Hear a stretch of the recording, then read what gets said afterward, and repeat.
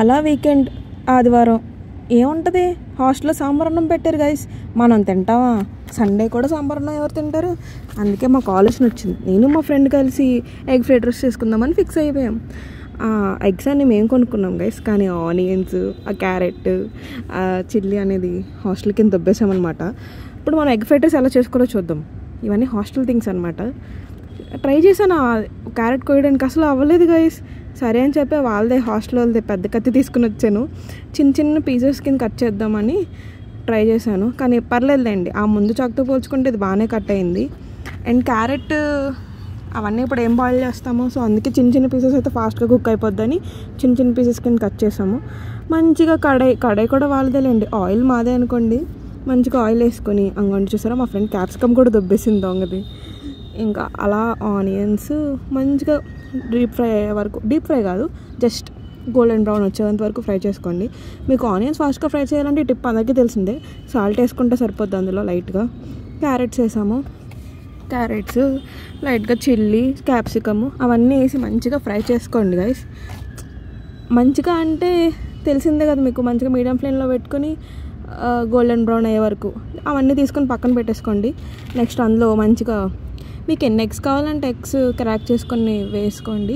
Eggs ఎక్కువ ఉంటే అంత బాగుంటుంది ఫ్రైడ్ రైస్ అనేది. మేమైతే 3 వేసుకున్నాం, ఇద్దరమే కాబట్టి. అండ్ చూసారా, మా వాడికి ఎగ్స్ క్రాక్ చేయడం కూడా రాలేదు. అందుకే ఏం చేశాను చూసారా, ఆ పెంక్ అందులో పడేసింది. ఫస్ట్ చాక్తో తీయడానికి ట్రై చేశాను నేను, పెద్ద గొప్పదాన్ని అండి. చాక్తో ఎలా వస్తుంది, మళ్ళీ గరిటె తీసుకుని ఆ గరిటెతో తీస్తే అప్పుడు బయటకు వచ్చిందిలేండి. కాసేపు అలా ఉంచాక, అంటే వెంటనే మిక్స్ చేయకూడదు, కొంచెం అలా ఉంచాక మిక్స్ చేసుకుంటే మనకి ఆ పీసెస్ అనేవి ఎగ్ టేస్ట్ బాగుంటుంది అనమాట. అండ్ ఇందులోనే కొంచెం లైట్గా సాల్ట్, చిల్లీ పౌడర్ వేసుకోండి. మేమైతే మా హాస్టల్ నుంచి కాదు, ఇంటి నుంచి ఒక మంచి మసాలా తెచ్చుకున్నాం గైస్. అంటే ఆల్ మిక్స్ మసాలా తెలిసే ఉంటుంది కదా, ఆల్ మిక్స్ మసాలా వేసి అండ్ ఆ మిశ్రమం కూడా వేసేయండి. అండ్ నెక్స్ట్ బాగా మిక్స్ చేయండి గైస్, మంచిగా మసాలా, ఉప్పు, కారం అన్నీ పట్టేలాగా.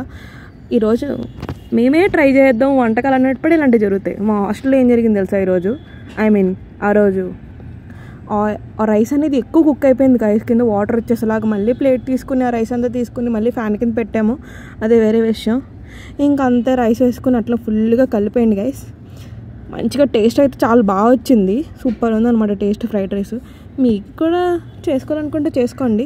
స్టవ్ ఆఫ్ చేసి చూసారా, ఆది కదా మంద కాదు కదా, అంటే మందన్న తొంకోవాలనుకోండి. ఆ ఫాస్ట్ ఫుడ్ సెంటర్ కూడా సరిపోదు అన్నట్టు చేసాం మేమైతే. ఇంకా ఆనియన్స్ వేసుకుని మా దగ్గర ఉన్న కర్డ్ తోటి మంచిగా రైతా చేసుకున్నాము. రైతా చేసుకొని ఇంకా అలా నిమ్మకాయ పిండుకొని ఆనియన్స్ పెట్టుకొని ఫ్రైడ్ రైస్ సర్వ్ చేసుకొని తింటే చెప్పండి గైస్ ఎంత బాగుంటుందో. ఒకసారి ట్రై చేయండి మా రెసిపీ. హాస్టల్